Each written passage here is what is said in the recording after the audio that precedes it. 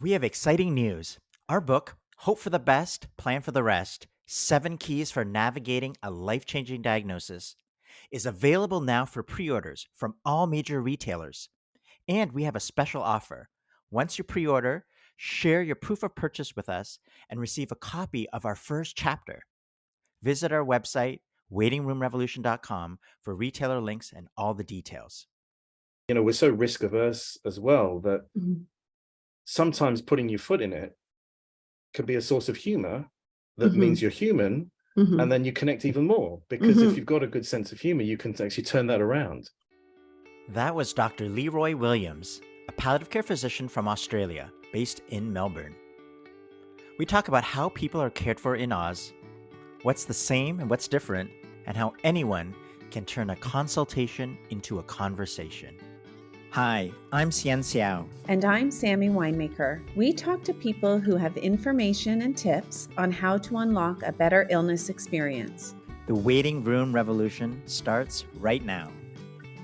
Leeroy, welcome to the podcast. Thank you. Thanks for having me. So, Leeroy, you're a palliative care doctor in Australia, and we'd love to hear a little bit of how palliative care is delivered in Australia and how that might be different than Canada. Well, I know a little bit about the Canadian system, but not a huge amount. But certainly in Australia, I use the comparison of New Zealand and UK. So I trained in the UK, moved to New Zealand, and I was there for 4 years, and then made the move to Melbourne. And I have seen some differences there. So I think in Australia, obviously the funding system is very different from the UK, where it was the National Health Service and a free system. Obviously, I work in the public system, but many PAL care clinicians work in the private as well. So there's that kind of difference. Certainly over here, I know in America, and I'm not sure if it's the same in Canada, so that the kind of hospice is usually for people who are dying, and it's 6 months prognosis, that kind of funding model. Here we tend to have hospices that are mainly with pediatric palliative care, and there might be some services that are called hospices, but most of them are called palliative care units, and they're within a hospital sort of organization, so they're not standalone. That makes a big difference in terms of what you can and can't do, and funding as well. So in New Zealand, for example, many of the hospices are non-governmental organizations, so they're charity-based, and they often have to fund for services themselves. And they usually have a community arm to them as well. So they're an inpatient unit and a community service. Whereas here, so my service that I work in is an inpatient unit and a consult service, and there's a separate community service, which is, again, non-governmental funded, but it obviously doesn't have beds in the way that it would a hospice would in the UK or in New Zealand. So that's a kind of overview which I've found. Okay, so who's doing it the best between New Zealand, the UK, and Australia? How would you rank them in terms of providing palliative care? I think we've got those charts of the lists that have been produced. I think we're all trying to do our best in a broken system. Where the healthcare system, we all recognize, especially through COVID, has been broken for a long time, and we're just trying to do the best we can. And I think listening to some of the podcasts that you guys have done and trying to get this message of hospice and palliative care more upstream, I've always had the approach of holistic care. So we all went to med school, we all went to undergraduate, curricula for whatever discipline we trained in, and we were told about holistic care. We were told about this is good care, and then you enter the system and you don't see it. And I always thought I was a very holistic doctor in terms of when I was a junior doctor. And it was only when I came across palliative care, a palliative care nurse kind of highlighted to me something about a patient that I was looking after, that I started to realize I'm not as holistic as I think I am. So that's kind of set me down the path of of palliative care. But I think that if we were to incorporate holistic care throughout the whole of healthcare, because who doesn't need to be treated holistically, right? And I was at a meeting the other day, and I talked about what palliative care was, and they said, "Oh, what a pity we have to wait until we're dying until we get that." I said, "No, no, everyone deserves that." Yeah. So I think we're all trying to do our best. Yeah. Yeah, that's the answer for sure. A question. So is palliative care taught in the curriculum of med students in Australia? Is it a mandatory part of their training?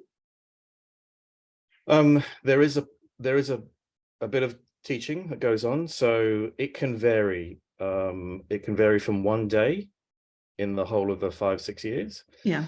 Or it can be or it can be 2 weeks. So I think within Australia, I've heard, 2 weeks is probably the maximum. I think internationally, the average is probably a week.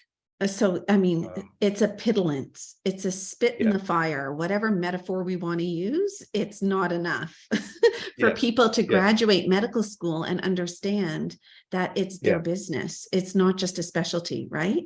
It's like you said, you can use whatever euphemism you want: holistic care, patient-centered care, needs-driven care, good medicine, human-centered, truthful, realistic, whatever, I mean, we could call it whatever it is, but it doesn't get enough real estate in curriculum for sure. Yeah.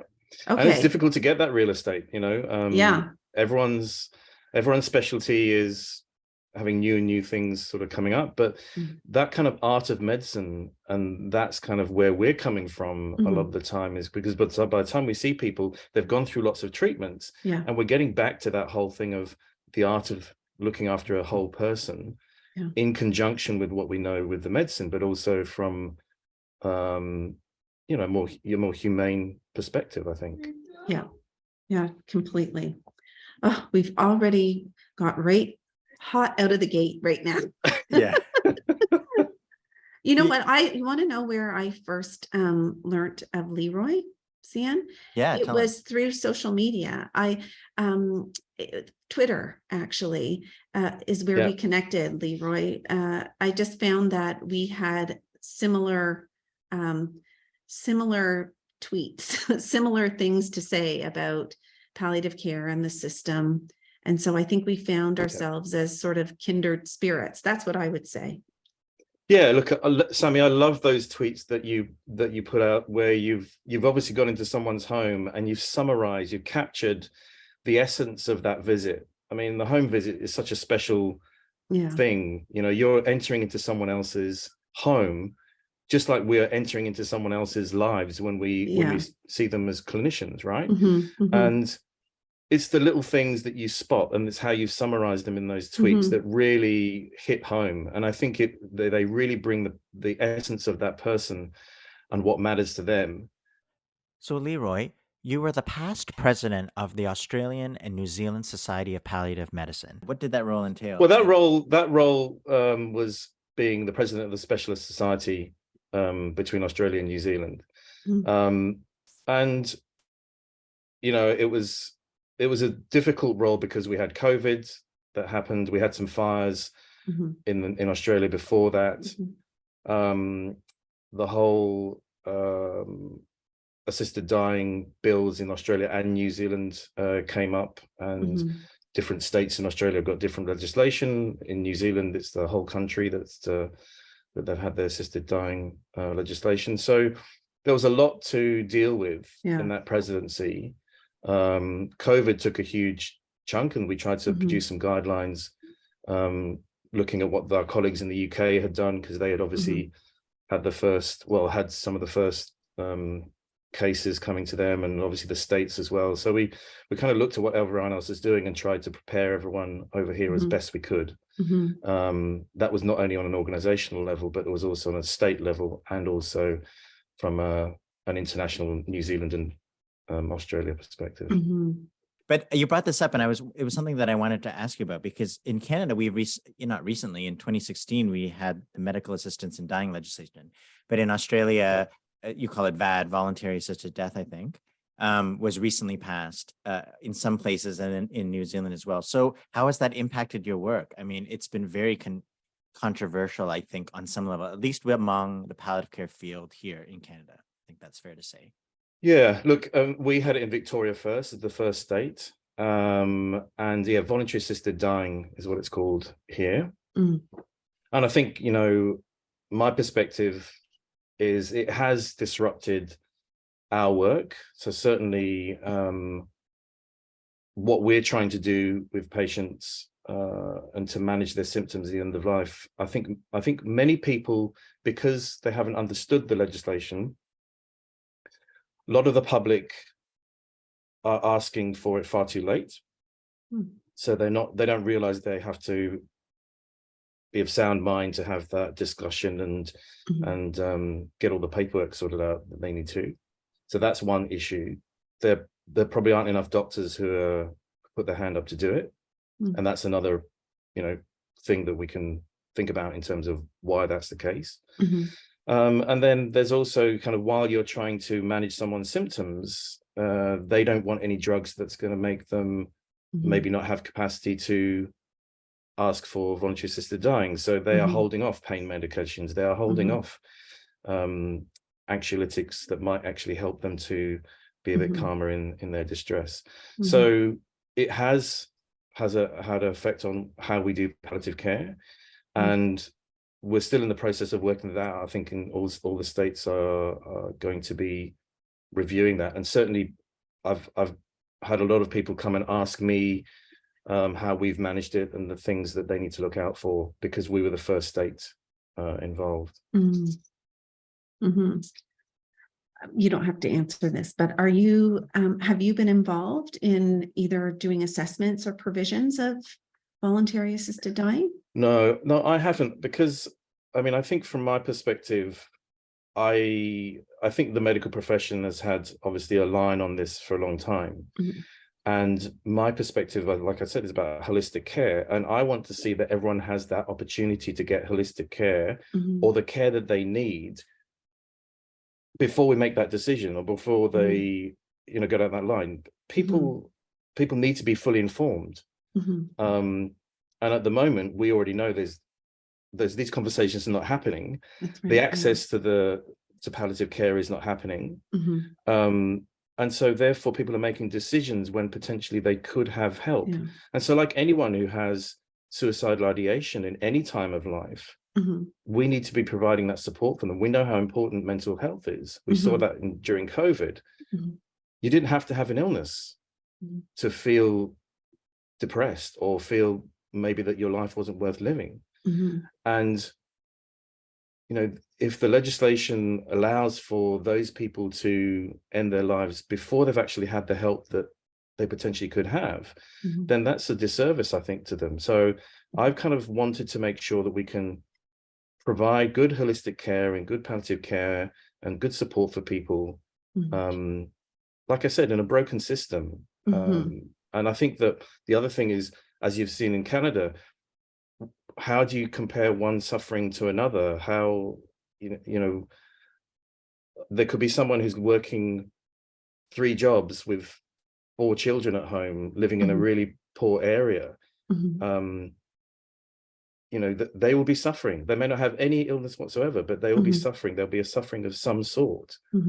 And so how do you deal with their suffering? And we've also had cases where people have been refused, not been eligible. And so therefore they haven't been able to go down the line. And then they're sort of left.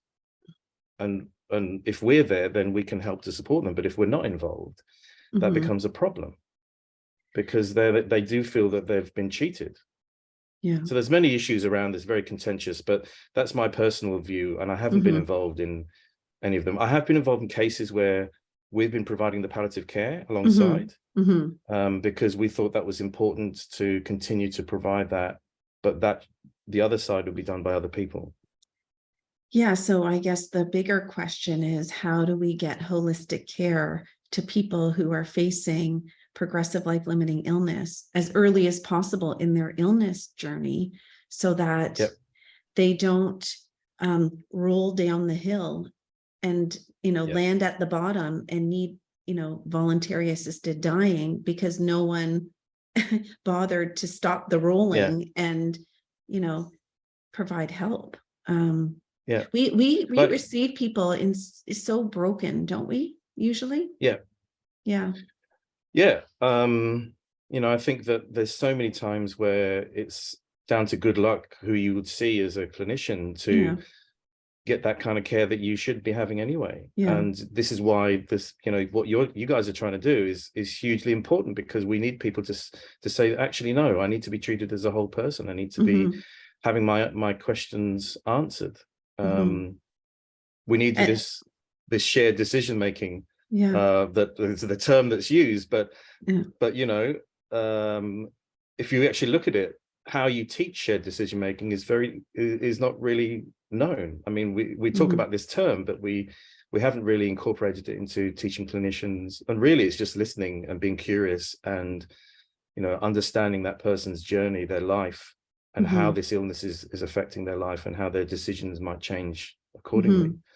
So everyone, like you say, everyone should be doing this when they see patient. And I think the other thing is patience. We use the word patience, but we're all patients, so we're all going to be patients. And so it means that we do have to think about having the conversations in the right way and as early as possible. It's not fair to only receive holistic care if you just happen to stumble upon a palliative care specialty team at the very end of an illness. It's too little too late. Like, we're behind the 8 ball. We're working against the ticking clock, at that point. Okay. Do you think you're getting there in Canada? Do you think you're changing that landscape? I think there's a lot of effort. And I believe that there's a lot of really passionate people who are trying very hard to move that dial. But as I've said before, unless we embed this as a mandatory skill set in the curriculum of all healthcare providers, we're always going to be chasing our tail. It'll always be considered a specialty. It will always be positioned at end of life, and we'll never capture all the people that really require this kind of care. And so I still believe there are millions of people headed down the pipeline with, care that isn't holistic. It's focused on reducing them to an illness or an organ or a bed or a number until they land in our laps and we stitch them back together. So I don't think it's changing, but I think there's a lot of people trying hard. But I think that's why, we have spent so many years under this idea of the waiting room revolution, because I think our belief after all this time is we will see the biggest change and the fastest change if we can activate patients, families, the public to come to the system with new questions, with a new insight into how to get this information. We've said before, we can't change the experience, we can't change the illness, but we can change the experience.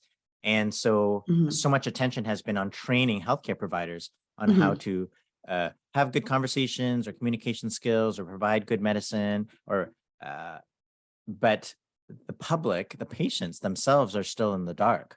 So I think we're trying to work on this other side with simple questions that aren't, framed in a palliative care, toolkit, but rather in a, what people wish they'd known sooner. And how do I get the most information? How can I be hopeful and prepared all throughout as early as they can for, the person with the illness and their family? So I guess I'm just curious, because you've, been following us for a while, like, what are your thoughts about this idea of the revolution, the podcast, the skills, the 7 keys that we're really trying to promote? Look, I think it's a much needed approach. I mean, look, if you're not making the changes within the healthcare system, you've got to go to the public and make them understand what they're entitled to, what questions they should be asking when they come in, realizing that not all clinicians are the same, and that it's important to get their their story across, that they understand, that we as clinicians understand their lives. What we're trying to do is help people get the holistic care at the very beginning of their illness and throughout their illness, so that they'll naturally get a palliative approach, but they don't have to ask for it. Because as soon as they ask for it, people will say, oh, you don't have to go there yet, or, oh, you'll get that at the end. Oh, you don't need that yet. We're going to try second, third line chemo. So it's not as easy as people asking for palliative care. They almost have to, again, ask in ways that they get what they need without, using the P word, which, we all talk so much about. Should we call it palliative? Should we not call it? Should we call it something else? But anyway, that's what we're trying to do, is leach out of the system what the patients and families need without labeling it. Yeah. And I think also bringing the different perspectives of your guests that you've had on,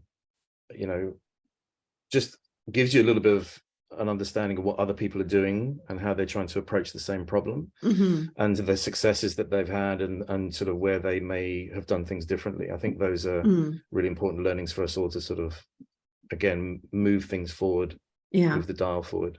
Okay. Is the dial moving in Australia? Look, I think there is a little bit of movement, because we're getting a lot of trainees who are doing dual training. And of course, when they do the dual training, they can bring that back to their own specialty, or to the other half of their specialty. So as dual trainees, they can be specialists in palliative care or geriatrics or, general medicine. But we're also getting some people where they would do 6 months of a clinical diploma in palliative medicine. So that's another option, where we can introduce them to what palliative medicine is like from a specialty perspective. So they come into an accredited position, and then they have that as part of their training for their specialty, and then they can obviously bring that into that specialty.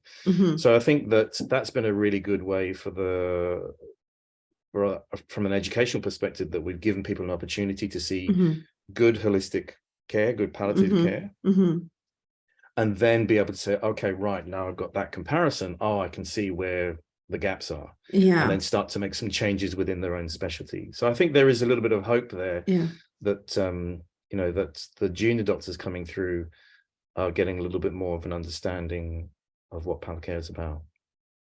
I would hope so. That's my sense. Yeah, we're starting to do that now as well. Train what we call Royal College. It would be similar to your dual training, and that's the idea, is that these people will go back to their specialty and enlighten them about infusing a palliative approach within their own specialty. I guess some people worry, though, that the same thing will happen to them that happened in family medicine, where we trained a bunch of specialists in palliative care, and it excused all of our colleagues in family medicine from thinking they had to do it. So the worry is that someone who's trained in cardiology and palliative care will set up a palliative care service, and then all the cardiologists think they just have to refer to that new palliative care trained person, as opposed to integrating the skills. So we'll see, right? Let's cross our fingers and hope that it works. I think that whole specialist generalist kind of thing is still a problem, I think. And I think like on Twitter, I've said, you wouldn't expect a cardiologist to deal with all heart problems. So from a palliative care perspective, we are supposed to deal with the most complex cases of end of life or symptom management while people are having treatment that there is, but there should be something that people are doing before then that sort of is doing their bit. And the problem that we have is, because the education is so poor or lacking, when people enter the workplace, they need our support from a specialist perspective to try and do good care. And so we're stretched doing the most complex, as well as dealing with everyone else that needs that support. And hopefully we can get more people learning and say, okay, I got this now. I'll call you when I need you. And that's the kind of model that we've been running for a long time now, decades, because of that gap that we are having to bridge, that no other specialty is having to bridge. You don't see that in cardiology or gastroenterology or respiratory. No. And so we will never get ahead until it's embedded in the curriculum. And, you know, so we can train all the palliative care doctors we want. We're chasing our tails unless we get to the underlying problem, the curriculum. But what are you most proud of in your career to date? How many years have you been working in my career? As a palliative care doctor? I think what makes me very proud is when people have come up to me and said, I heard you speak here, or I remember this lecture, or I remember that encounter with a patient. And it's had an effect on them. They've maybe changed the way they practice, or they've come into palliative medicine. But getting those little bits of feedback, because we all do our job, and we just don't know the ripple effects that we sometimes have. And I think when people come up to you, and it's also patients and families, when they come up to you and say, you know, what you said then or what you did then really made a big difference. I kind of feel proud that what I've done has led to that point, but also it's had a good effect that I wanted to have. You know, we can always kid ourselves that we're doing good things, but you really get to see that when people come back to you, and it could be years down the line. They come and say that. So that makes me very proud of that. And also, you know, when people in the team go on and do great things, and you've been there in the background supporting them and enabling them to, giving them the confidence to go and do those things. Those are proud moments. And it's a little bit like, you know, with your family, with your kids. Yeah, I love that answer. Leeroy, was I wrong? Because last time we spoke, maybe on social media, you were thinking of doing a podcast yourself. Am I not wrong that it's already launched? And how's that going? What's the title? And tell us about it.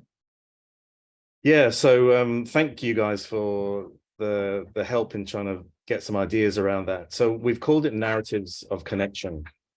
Oh, it's beautiful. Obviously, the idea being that we all learn from stories, and we learn from the stories from our patients as well as the stories from, you know, clinicians as well. So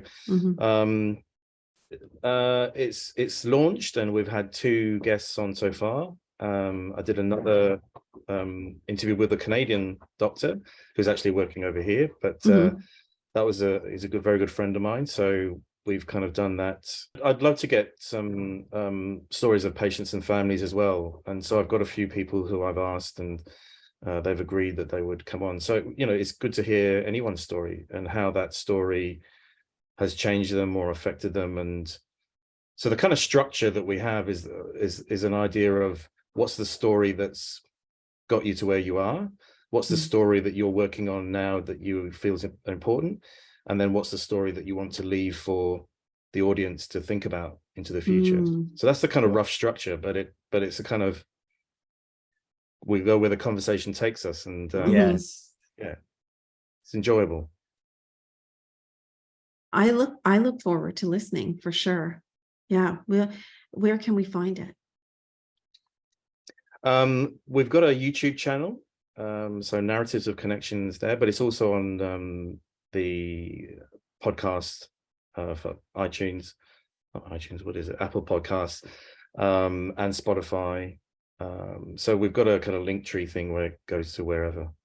And actually, I mean, you mentioned that the social media was how we connected, Sammy, but and I think I may have mentioned this.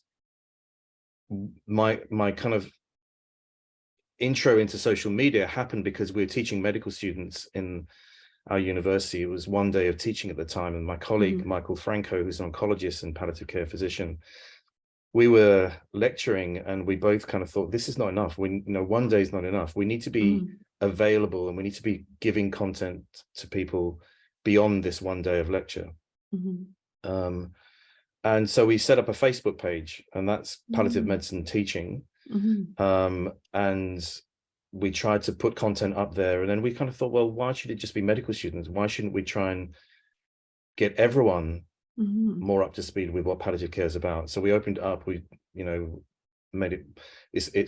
There's no kind of membership or anything. So anyone can log on, and they can be patient, family, clinician, and so that's grown over the years, and we've kind of put content up there, communication skills, anything about kind of, I really try to base it around holistic care as well. So that's been a way of us connecting with many people and trying to do exactly what you're trying to do, educate the public about what palliative care is. And aren't you the brilliant mind behind PalMed-Ed?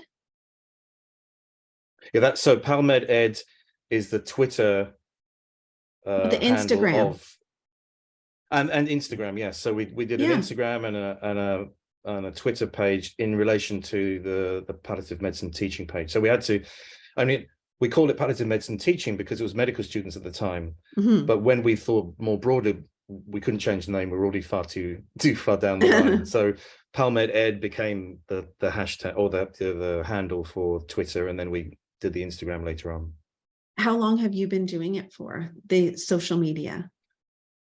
Long time. I want to say 2012, maybe something like that. Oh, the Facebook page. Really? Wow, you were what are they called? When early adopters. Early adopter. Yeah. Well, we thought it was a really good way to connect with the students, but also to just get the message out, because there was no one. We had so many families coming in not knowing what palliative care was, or you know, mixing it up with assisted dying when the legislation didn't even exist. So we just wanted to make sure people realized, you know, what it was about and how we looked at people, and just promote that idea that we're trying to look at people holistically. Isn't that the kind of care you'd want? And if you're not getting it, then you should ask. You should go to, when you go to see your clinicians, ask to either see the palliative care team if you're in that point in time, or you know, why are you not asking me about my life in general, to understand a little bit more about me? It's a perfectly valid kind of question to ask clinicians. So I wanted to ask this question about race and ethnicity in healthcare access, which relates a bit to some of what you post on your social media. So from an Australian perspective, and being a person of color yourself, how does race, ethnicity fit into palliative care access in your country? And do you still have the same type of disparities across the country as we read about here in North America? So I think we do have some evidence that the people who get better access to palliative care are usually Caucasian, wealthy, knowledgeable, you know, and there's a number of reasons that we could sort of propose around that. But I think we want to make sure that we've got equitable access for everyone to get the kind of care they want or they need. So whatever the situation they're in, we need to make sure that it's readily available for that person to get it in a timely fashion. So I think that there are also, I mean, there's also the barriers of referral. So there's not only access and the availability, but there's also referral. Many a time I've heard the story from the patient or the family saying that we were told you weren't ready for hospice, or you weren't ready for palliative care yet. Or no, I don't think you should be thinking about that now. And so there's a barrier there in the referrer. So we need to take it away from being so dependent on the referrer to refer. We need to make it something that's much more objective, to say, this is what's needed right now. And that's part of, you know, what you're saying, something about integrating what we're doing. I think the best models have been when you've been integrated into, let's say, within the oncology team. So that integration of, we're all kind of working against cancer, and we're also here to try and support you as best as possible through this illness. And so that lovely dog in the background, and pet therapy, you know, another element of what we do. So as part of the integrated team, we can provide more benefits, I think. So that's a problem. I mean, we have to advocate for people who are not getting access, and also people on the fringes of society. We need to actually advocate for their access to services where they're at the most vulnerable. You know, that's so right. I mean, really, it's about person-centered care for everyone. including the most vulnerable, all the time. So that's what we're really trying to do with this podcast. And as you know, our podcast has become a book, and that book is sort of a how-to guide for patients and families to understand how to leach out a palliative care approach from the system without the labels. So I'm curious to know your thoughts as to whether you think this a how-to guide is even needed, and do you think that it'll work? Look, see, and I think that's a great idea, because giving people the opportunity to have some signposts that they are doing the right things, or and once they see something that they haven't thought about modeled, they can then go away and use that and see what success they get. The problem we have with communication skills, I think, is, well, first of all, people have some innate communication skills, they just don't realize it, right? You know, when you're having a drink with a friend, you don't kind of think, okay, is this the right environment? Am I nodding enough? You know, it's natural. And when your friend tells you something that is hurting them, you have a natural way of dealing with that. I think so. The professional box that we have to work within puts the pressure on, because, of course, within medicine over many years, people have been told you're not supposed to be emotional. And of course, things move you. You will see one movie, and the reason why that's your favorite movie is because it moves you in some way. The other movies don't move you, and so therefore you don't remember them. And it's the same with patients. And if that's a natural human emotion that comes out, then that's useful to connect. So that's part of the problem. So there's that element of people thinking it has to be in a professional box, and then they fear that they're going to do the wrong thing or say the wrong thing. There's also the element of, once you're going from a script, that many patients and families recognize it, you know? So once they do the kind of lines that they've heard, because they need a structure. When you're starting, you need a structure to sort of hang things on. But the problem with the structure is it becomes recognizable, and then people start to sort of think, well, you're not being authentic. So I've always tried to approach it from an angle of being curious about the person and who they are, and trying to keep it as human as possible. When I was a registrar in palliative medicine in Auckland, I would know that someone was coming across, so I'd look at their notes, and then I would leave any paperwork that I would go and have a conversation with the family and the patient, and I would just say, tell me your story. Because I know that I've been given some information, but you tell me your story. And we'd have a conversation, and then it would go wherever. And I'd get a sense of who they were, the relationships with the family members that were there. I'd get a sense of how they were stoical or not, stubborn or not. And then I'd say, right, thanks very much. I'm going to go and write this up. And then I'd write my notes, and I'd go, give me all your medications, take that, chart them all, come back. That would mean if I had any questions, I could come back with the bag of medications and say, here's just add some other things I wanted to ask you.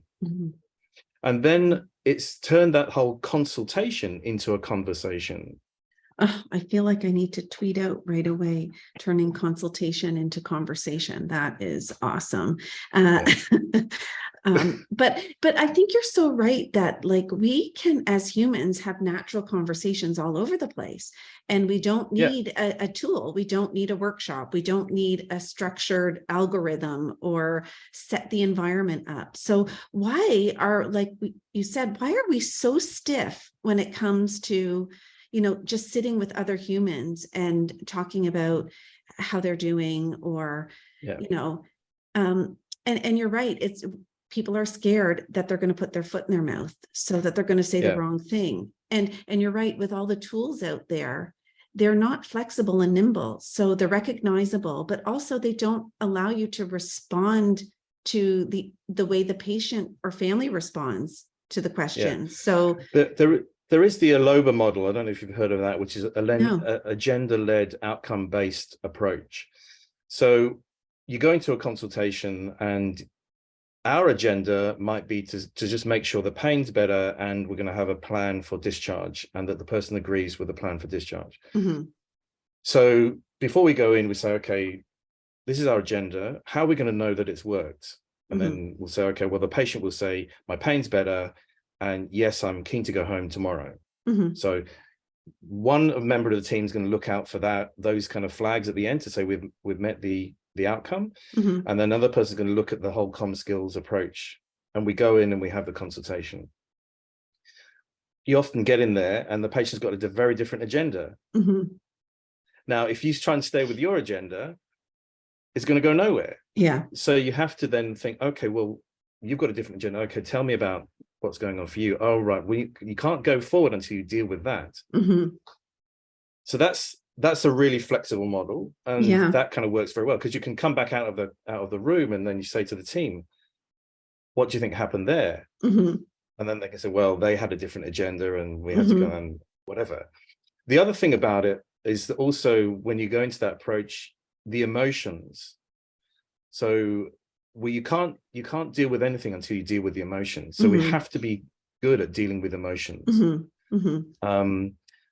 So that's another problem because obviously clinicians are not taught about dealing with emotions.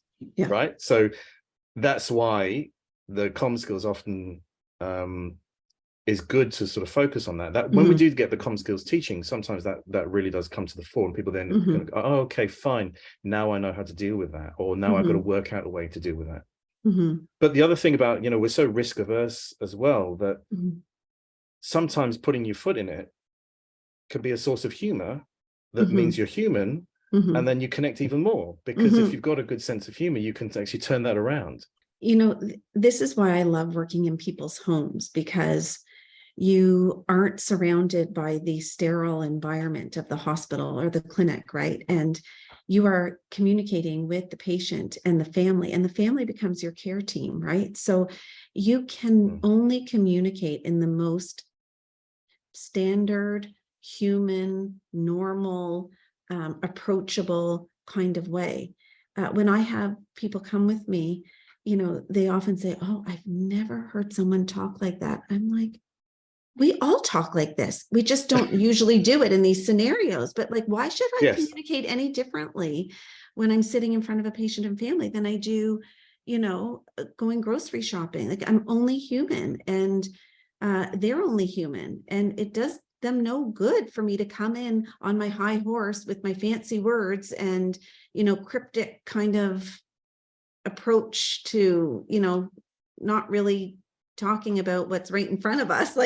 It's the home environment, which is also a missing piece of the curriculum, training people in the home environment really does bring you down a few notches as a physician, to be honest. And it's a good thing. It balances the power differential that we grow over people's training. It fills that gap a bit. But I love what you're saying about communication. I just love it. We're so glad to have learned more about your work on today's show. So keep doing what you're doing. Yeah, more power to you. Keep doing what you're doing. And I think we need more people to advocate for people to get the right care in the right way at the right time. Yeah. And more power to you too. Seriously. I love what I'm hearing. I feel like your philosophy is very aligned with our waiting room revolution. You can join our revolution. No problem. Honorary member. Thanks for listening. Don't forget to rate, review, and subscribe if you haven't already.